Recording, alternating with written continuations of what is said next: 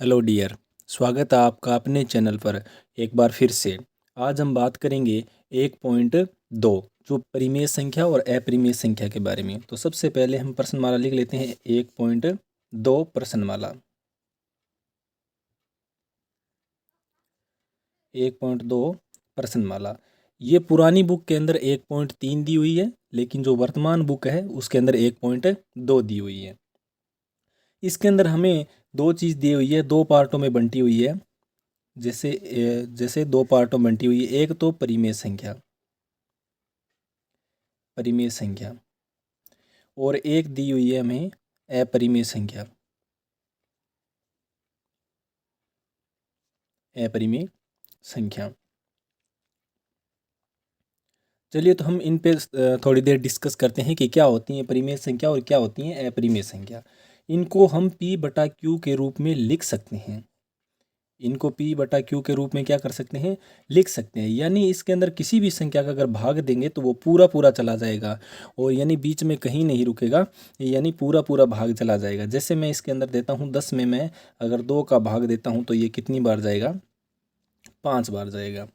यानी ये संख्या तो हो गई परिमेय संख्या, जिसको हम P बटा Q के रूप में नोट कर सकते हैं, लिख सकते हैं, उसे बोलते हैं परिमेय संख्या। अपरिमेय की संख्या की बात करें जिसे P बटा Q के रूप में हम नहीं लिख सकते, इसे नहीं लिख सकते P बटा Q के रूप में।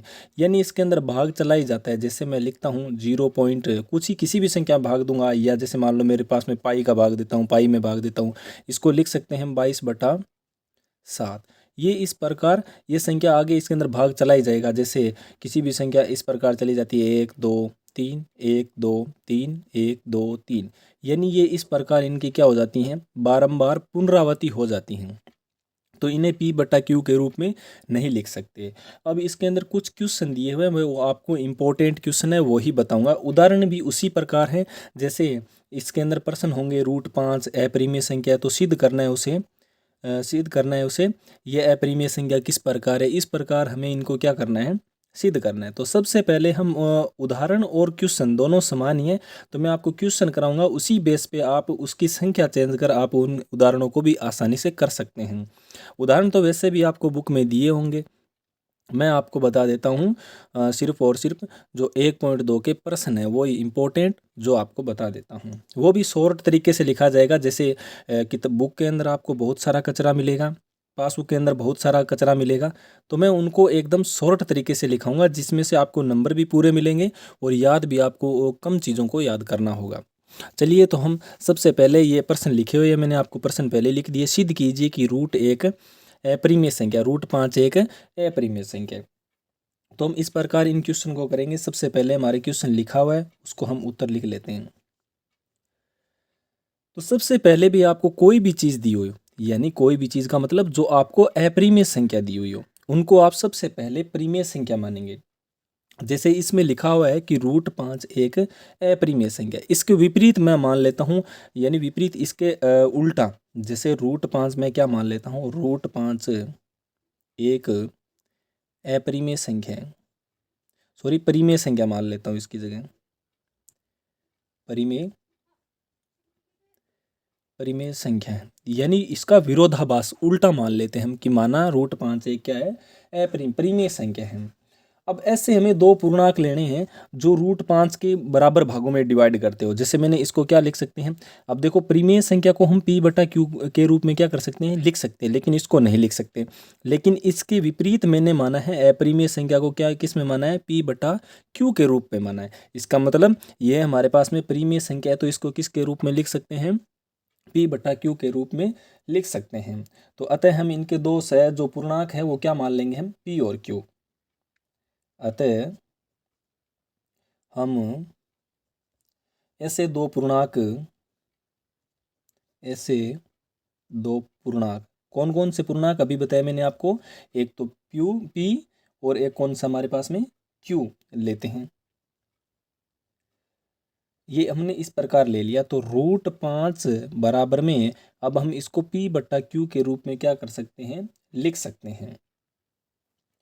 अब हम इन P और Q का हम एक अतिरिक्त अतिरिक्त गुणनखंड मान लेंगे जो P व Q से क्या करता है, विभाजित करता है। यानी ये दोनों से क्या करता है, विभाजित करते हैं। तो लिख सकता हूँ मैं अब पुनः पी व क्यू के अतिरिक्त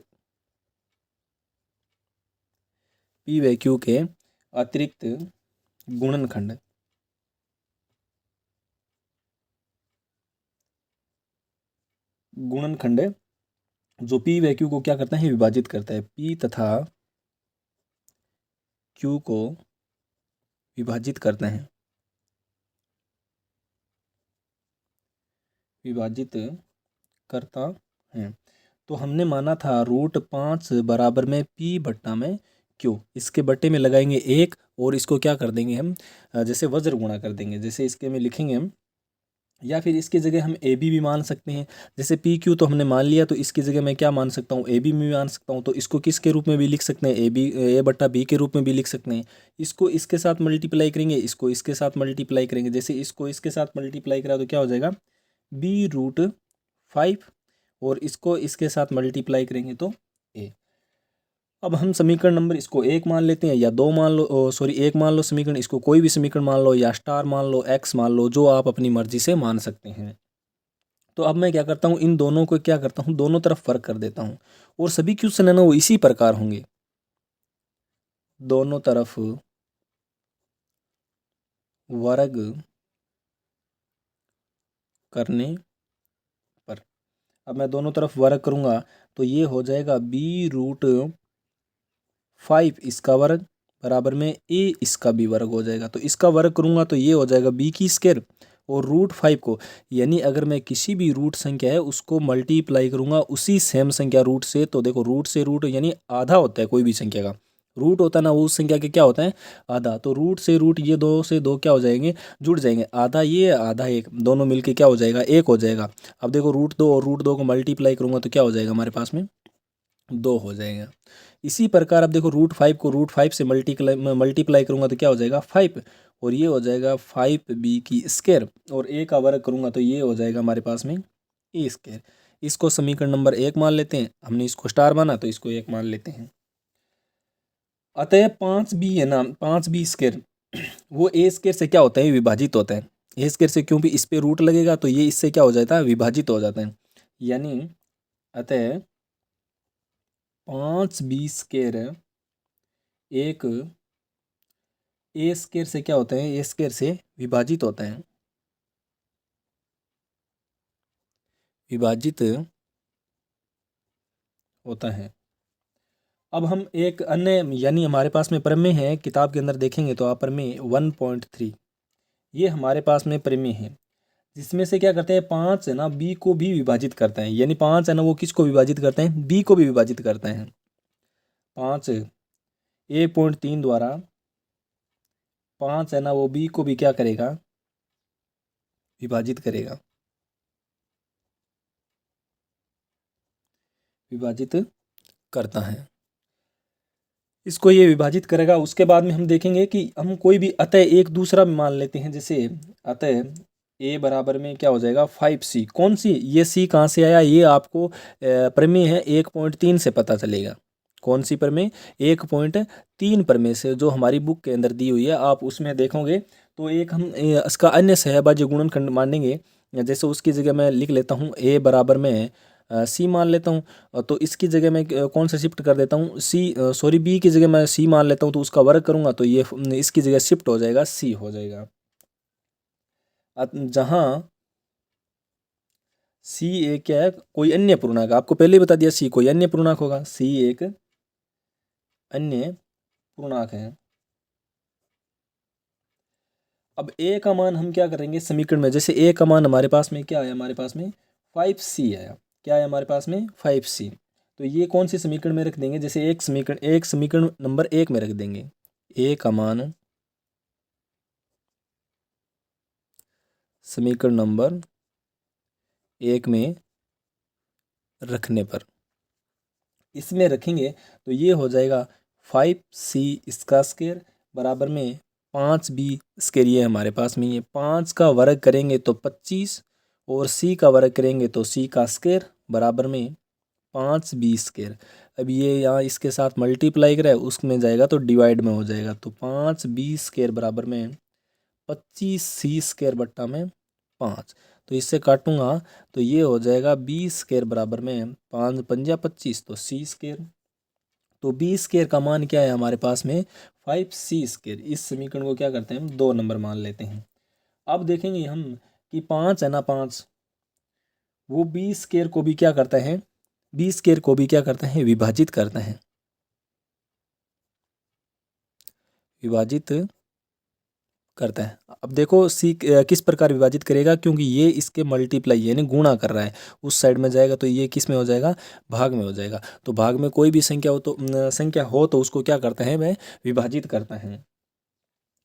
ए और बी से कम से एक उभयनिष्ठ गुणनखंड है, जैसे इसको मानते हैं ए और बी, ए और बी एक कम से कम, एक कम से कम, एक कम से कम एक उभयनिष्ठ गुणनखंड है। और ए और बी है ना वो भी क्या करते हैं अविभाज्य, ए और बी भी भाज्य हैं, क्योंकि बाकी पी और क्यू दोनों भाज्य है, तो ये भी ए और बी दोनों भी क्या होंगे भाज्य होंगे, भाज्य हैं। तथा इनके अन्य गुणनखंड भी हैं, तथा इनके अन्य क्या हो रहे हैं गुणनखंड भी हैं, गुणनखंड हैं। अतः हमारी कल्पना क्या हो गई, हमारी कल्पना गलत हो गई। अतः √5 एक अपरिमेय संख्या है। हमारी कल्पना गलत क्यों हो गई, क्योंकि जो अपरिमेय संख्या है उसको हम p बटा q के रूप में क्या कर सकते हैं नहीं लिख सकते, लेकिन इसको p बटा q के रूप में हम क्या कर सकते हैं लिख सकते हैं, बिल्कुल लिख सकते हैं। इसने हमें देखा कि इस प्रकार हम c को भी लिख सकते हैं, b से भी विभाजित है, a से भी विभाजित है, इस प्रकार ये सभी से विभाजित हो रहा है। और सभी से विभाजित होती है वो कौन सी होती हैं परिमेय संख्या होती है, लेकिन अपरिमेय संख्या तो किसी से विभाजित ही नहीं होती, उसका तो पुनरावृत्ति होती रहती है, बार बार वहीं आते रहते चक्कर। लेकिन इसके अंदर क्या हो रहा है ये बार बार विभाजित हो रही है, इसका मतलब ये क्या है हमारे पास में परिमेय संख्या है, लेकिन हम इसके उल्टा माना था, अपरिमेय संख्या क्या माना था उल्टा माना था। अतः ये हमारी क्या है एक हमारी अपरिमेय संख्या है, अपरिमेय संख्या है। ये तो हो गया हमारा √5 एक अपरिमेय संख्या। इसके सेम का जैसे ही जैसे √2 है ना वो भी इसी प्रकार होगा। अब हम करते हैं इसका 3 प्लस, जैसे एक और है इसके अंदर 2 नंबर क्वेश्चन है, जैसे 3 प्लस में 2√5 अपरिमेय संख्या, इसको किस प्रकार हम हल कर सकते हैं। सबसे पहले देखेंगे हम इसको किस प्रकार हल कर सकते हैं। बाकी अब आप देखोगे कि आपको कोई भी संख्या दे दिया हो, जैसे मान लो इसकी जगह √7 दे दिया हो, √12 दे दिया हो, या फिर कुछ और प्रकार इस प्रकार की रूट की संख्या दे दी हो, तो आपको बस खाली इसकी जगह संख्या ही चेंज करनी है, आपको बाकी सेम का सेम यही रहेगा, आपको खाली संख्या चेंज करनी है।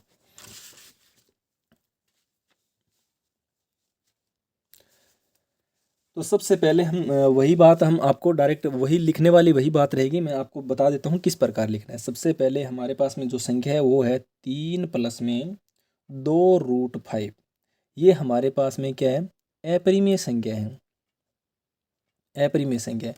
तो सबसे पहले हम इस संख्या को, मैंने आपको केस फर्स्ट में बताया था क्या करना है, सबसे पहले यानी केस फर्स्ट होता है वो होता है कि इसको सबसे पहले हम परिमेय संख्या मानेंगे। क्या मानेंगे सबसे पहले परिमेय संख्या। चलो तो 3 प्लस में 2√5 एक क्या मान लेते हैं परिमेय संख्या मान लेते हैं, परिमेय संख्या है। ये तो हमने मान ली इसकी परिमेय संख्या। अब वही बात हम जो जिस प्रकार लिख सकते हैं कोई अविभाज्य संख्या, जैसे a और b प्राप्त कर सकते हैं, जहाँ से पूर्णांक a और b हो इसके, तो हम लिखेंगे हम अविभाज्य संख्या a और b प्राप्त कर सकते हैं। यानी इससे हम कौन सी संख्या प्राप्त कर सकते हैं जो अविभाज्य हो, जो किसी से विभाजित नहीं होती, वो a और b मान लेते हैं। तो हम इस प्रकार इसको लिख सकते हैं 3 प्लस में 2√5, वही बात लिखेंगे जो पिछली बार में लिखी थी, वही बात लिखेंगे, बराबर में a बटा b क्योंकि परिमेय संख्या को हम p बटा q या a बटा b, और इसी प्रकार हम इसको x y भी लिख सकते हैं, हम कुछ भी मान कर लिख सकते हैं, जैसे इसको लिख सकते हैं y बटा z लिख सकते हैं।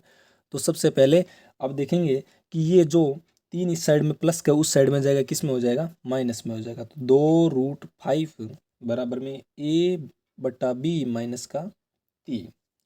अब देखेंगे इसको क्या करेंगे, ये 2 मल्टीप्लाई में उसमें जाएगा, क्या हो जाएगा, भाग में हो जाएगा। तो ये हो जाएगा √5 बराबर में a/b माइनस का 3। तो हम दोनों को इसको समान करेंगे तो दोनों मुके जाएगा बटे में भाग में, तो दोनों के समान लिख लेते हैं। √5 बराबर में दोनों का लेस है, क्या आएगा हमारे पास में, 2b आएगा। इसमें इसका भाग देंगे तो 2b एक बार बच जाएगा, एक को इसके साथ मल्टीप्लाई करेंगे a माइनस का a, क्योंकि 2 से 2 कैंसिल हो जाएगा, बचेगा हमारे पास में b को 3 के साथ मल्टीप्लाई करेंगे तो क्या हो जाएगा, 3b। जहाँ a और b क्या है हमारे पास में, जहाँ a और b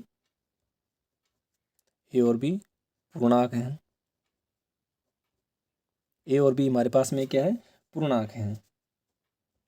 चूंकि a माइनस का 3b बटे में 2b एक क्या है, परिमेय संख्या है, परिमेय संख्या। अब हम इसकी जगह कुछ भी मानकर हम इसको अगर सोल्व करेंगे ना, तो वही बात परिमेय संख्या वाली बात जो मैंने आपको स्टार्टिंग में बताएगी वही संख्या आएगी। अतः इस प्रकार की क्या होती है संख्या, जो क्या है एक हमारे पास में परिमेय संख्या, अर्थात √5 एक परिमेय संख्या है। अतः हमारी कल्पना असत्य है।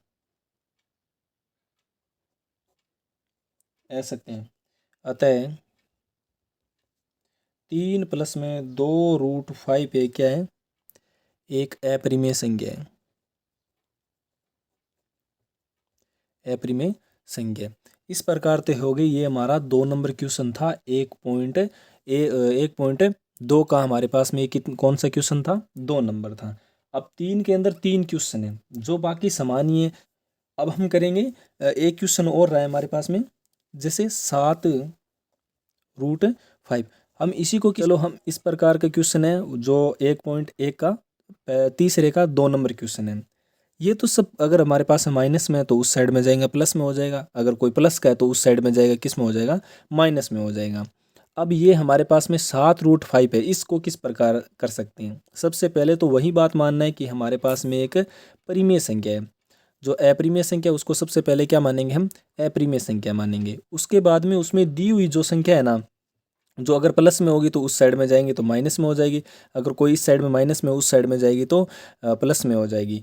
अब ये जो हमारे पास में ये देखो, अब इसके साथ मल्टीप्लाई कर रही है यानी गुणा कर रही है, तो 7√5 को सबसे पहले हम परिमेय संख्या मानेंगे। उसके बाद में इसको a/b के रूप में लिख सकते हैं। अब देखो इसके बट्टे में लगा है 1 और इसको इसके साथ मल्टीप्लाई करेंगे तो ये हो जाएगी a बराबर 7b√5। या अब √5 को हम 1 मान सकते हैं, तो ये √5 को एक साइड छोड़ दो, बाकी इसको इसके साइड में ले आओ। तो √5 बराबर में a/7b, ये हमारे पास में समीकरण बन गई। या इसको कुछ भी मान सकते हैं, 1 नंबर समीकरण मान लो। तो जो 7 है ना, 7 का वो a और b क्या है, 2 पूर्णांक हैं, तथा पूर्णांकों का हम भागफल जो भाग है ना वो परिमेय संख्या होती है। जो पूर्णांक होती है वो क्या होती है, भाग में परिमेय संख्या होती है। अर्थात a/7b है ना, वो क्या होती है, हमारी एक परिमेय संख्या है। अतः हमारी जो कल्पना थी वो असत्य होती है। इस प्रकार ये हमारे पास में क्या हो जाएगी, अपरिमेय संख्या हो जाएगी। ये तो इजी क्वेश्चन थे, जो आप इसको पिच के तरह जैसे ये मैंने क्वेश्चन करवाया था उसके आधार पर अब कर सकते हैं। अब हम बात करते हैं 1/2, 1/√2। ये हमारे पास में इम्पोर्टेंट है थोड़ा सा। अब जो प्लस वाले वो मैंने बता दिए, मल्टीप्लाई वाले थे वो भी बता दिए, और जो सबसे ज़्यादा इंपॉर्टेंट रहते हैं वो ये वाले रहते हैं, √5 और √2। जो आपको एक उदाहरण में दिया होगा √2, ये सबसे ज़्यादा इंपॉर्टेंट क्वेश्चन होते हैं जो मैंने आपको करवा दिए। सबसे पहले हमें बटे में कोई भी रूट नहीं रखना है। आपको चाहे मैं कोई भी प्रश्नावली कर रहा हूँ, अगर उसके बटे में √2 आ रहा है तो सबसे पहले उसको मल्टीप्लाई कर दो 1/√2 से, या √2 से √2 ऐसे कर दो। तो √2 से √2 कैंसिल हो जाएगा। इस प्रकार हम बटे में उसके अगर रूट है तो हम उसको कैंसिल कर सकते हैं। जैसे मेरे पास में लिखा हुआ √2, तो मैं इसको √2 ऐसे लिख सकता हूँ और इसको भी √2 ऐसे लिख सकता हूँ। अब देखो रूट, अब देखो इसको इसके साथ मल्टीप्लाई करूँगा तो ये हो जाएगा √2, और √2 को √2 के साथ मल्टीप्लाई करूँगा क्या हो जाएगा 2। हम इसको ऐसे इस प्रकार लिख सकते हैं, लेकिन हमें बटे में √2 नहीं रखना है। अब इस प्रकार यही है हमारे पास में कि 1/√2 है ना, वो हमारे पास में एक अपरिमेय संख्या है, अपरिमेय संख्या। ये हमें क्या करना है, हमें सिद्ध करना है, इसको क्या करना है, हमें सिद्ध करना है। चलो हम इसको करते हैं। सबसे पहले माना इसके विपरीत में मान लेते हैं कि माना कि √1/√2 है ना, वो अपरिमेय संख्या की जगह हम इसको क्या मान लेते हैं, परिमेय संख्या मान लेते हैं, परिमेय संख्या है, इसको मान लिया परिमेय संख्या। अब हमें लिख सकते हैं 1/√2। अब ये हमें इस प्रकार दी हुई है तो a/b, यानी इसको p/q के रूप में हम जो परिमेय संख्या उसको लिख सकते हैं। अब ये बटे में √2 है तो इसको भी हम हटा सकते हैं। √2 मल्टीप्लाई, इसको भी √2 से मल्टीप्लाई कर दो, इसको भी √2 से मल्टीप्लाई कर दो, बराबर में a/b। अभी लिखवाया था, इसको इस प्रकार लिख सकते हैं √2/2, a/b, वज्र गुणा कर देंगे तो ये हो जाएगा √2b, और ये हो जाएगा 2a, यानी √2 को 20 से करेंगे तो ये हो जाएगा b√2, और बराबर में कितना हो जाएगा 2a हो जाएगा।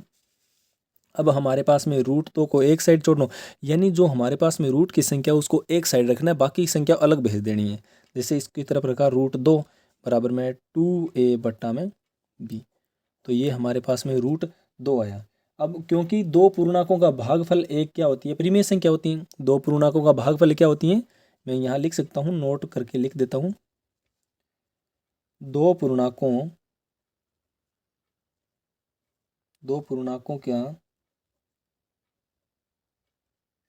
भागफल एक परिमेय संख्या होती हैं, तथा 2a है ना, वो बटे में भी एक क्या है, परिमेय संख्या, यानी 2a/b एक क्या है, परिमेय संख्या है।